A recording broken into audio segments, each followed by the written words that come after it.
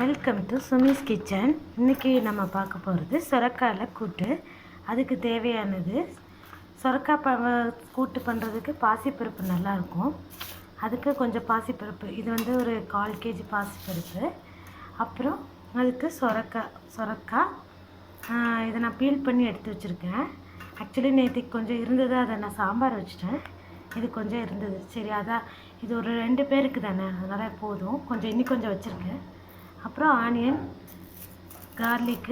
ஒரு கார்லிக்கு, அப்புறம் 2 டொமேட்டோ, அப்புறம் 2 க்ரீன் சில்லி பாருங்கள், 2 க்ரீன் சில்லி.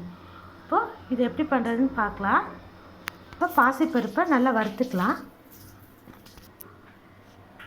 பாருங்கள், நல்லா ஃப்ரை பண்ணலாம். நான் பாருங்கள் சொரக்காயை கட் பண்ணி வச்சுருக்கிறேன். இப்போ ஆனியன், டொமேட்டோ எல்லாத்தையும் கட் பண்ணி வச்சுருக்கிறேன். இப்போ எல்லாத்தையும் எடுத்து உள்ளே போட்டுடலாம். பாருங்கள், நான் இதுக்குள்ளே ஆனியன், டொமேட்டோ எல்லாம் போட்டு தாளித்து விட்ருக்குறேன். ஒரு 2 விசில் விட்டுருக்குறேன். பாருங்கள், நல்லா ரெடியாகி வந்துருச்சு. பாருங்கள், சூப்பரான கன்சிஸ்டன்சியில் நல்லா வந்திருக்குது.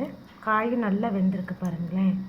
இது நல்லா இந்த சம்மருக்கு நல்ல ஒரு ஃபுட்டு. பிகாஸ் சொரக்காய் வந்து ரொம்ப நல்லது சொல்லுவாங்கள்ல, நீர்ச்சத்து காயின்னு. அதனால் இது உங்கள் வீட்டில் ட்ரை பண்ணி பாருங்கள், எப்படி இருக்குன்னு சொல்லுங்கள். பாய்.